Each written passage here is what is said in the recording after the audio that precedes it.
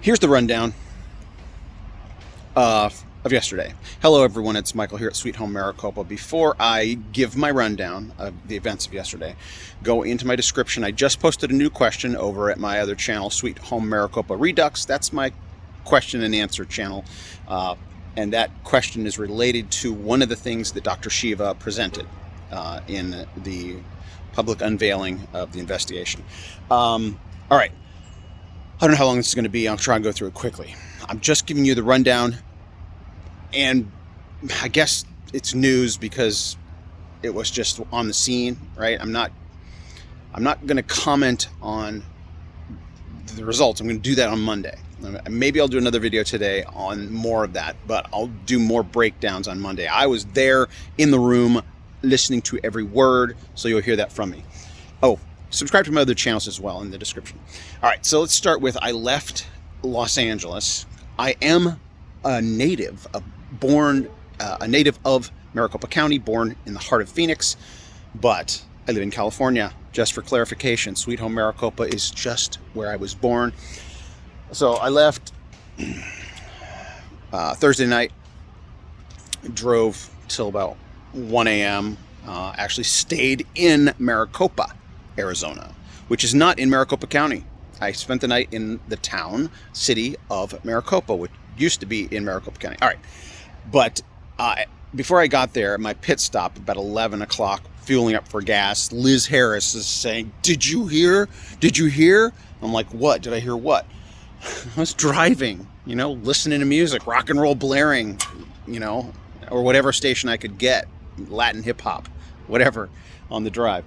It seems like just as soon as I left LA around 5:30, 6 o'clock, all hell broke loose. The leak, right? The report was leaked. It was an early draft, but I think it ended up being the one that was actually used, because there was another draft that was leaked after that that was more hard hitting. I'm going to reserve my comments.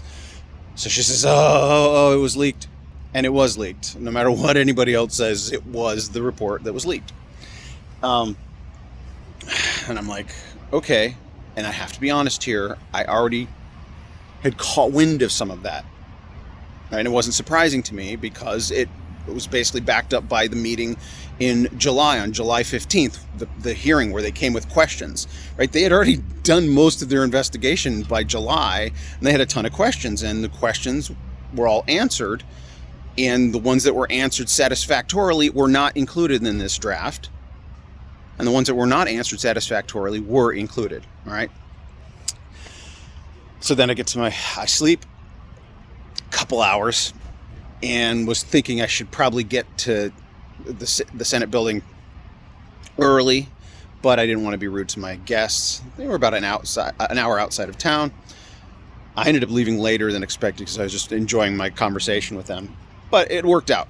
I wasn't sure I was going to get in, and I had on my radar wanting to meet Kelly Towsend. That's one of the senators.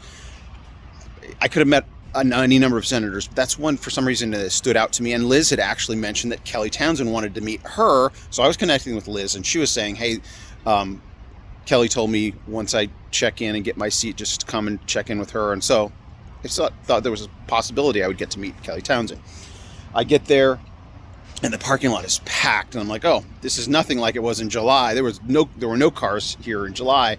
Well, it turns out there was I guess it's a weekly rally, a vaccine mandate rally that coincided on the same day, and so it's all the same people. They care about the same things. Lots of red, white, and blue, lots of 45 supporters, lots of friendlies to the right side of history, and so I busted out my camera, started just filming stuff, and it just so happened as I approached this rally, hundreds of people there, maybe 1,000 gathered, and got some really, really good B-roll.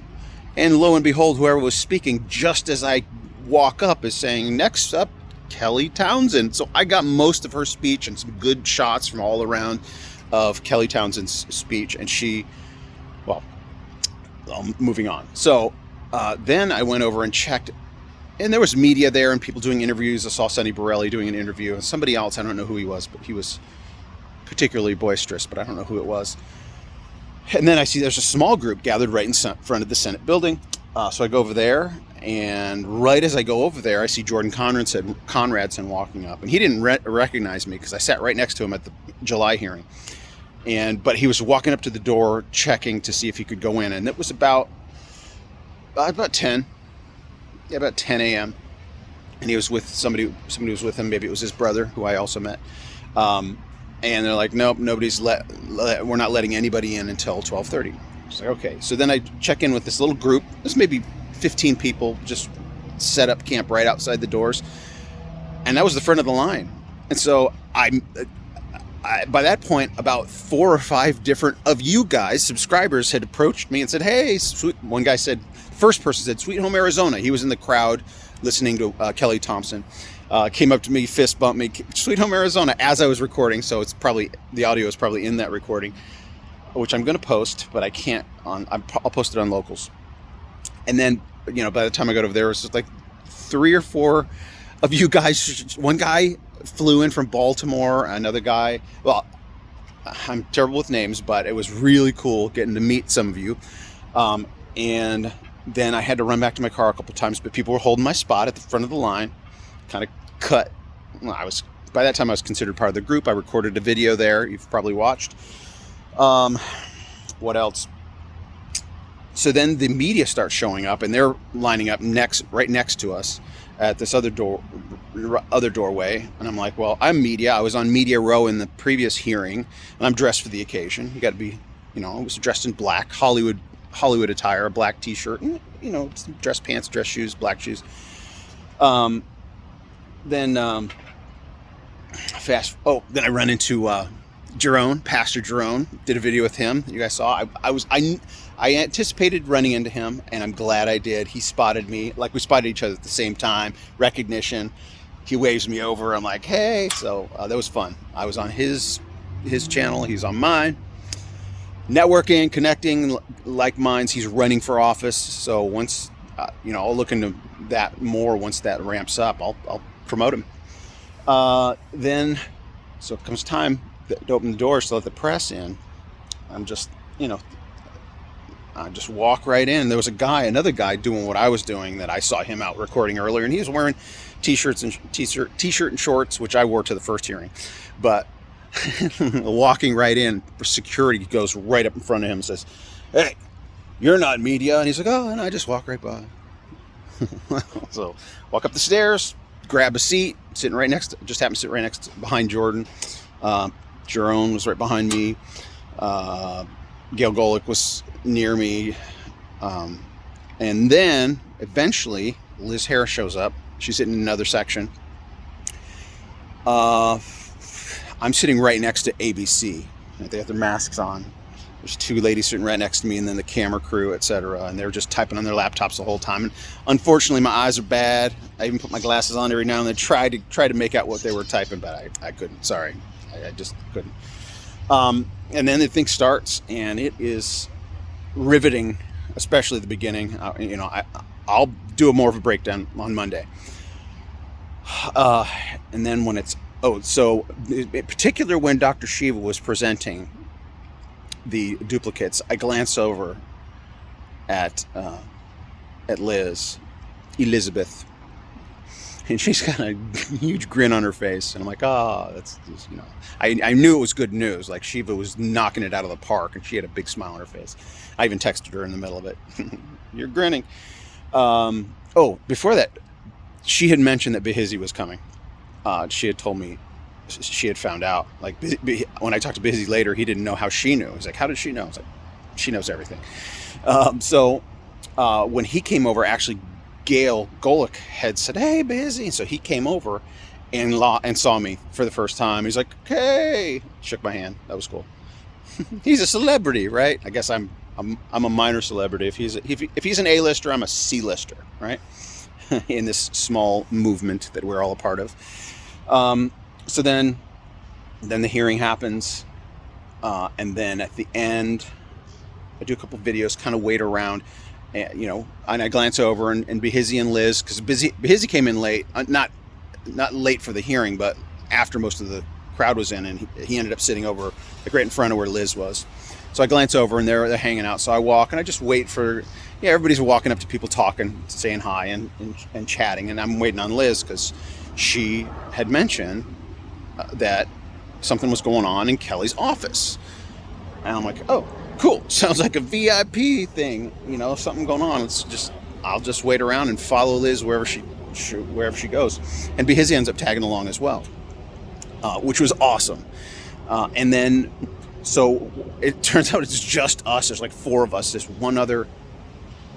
I'm terrible with names, but apparently this, what's her name? She's a very active political.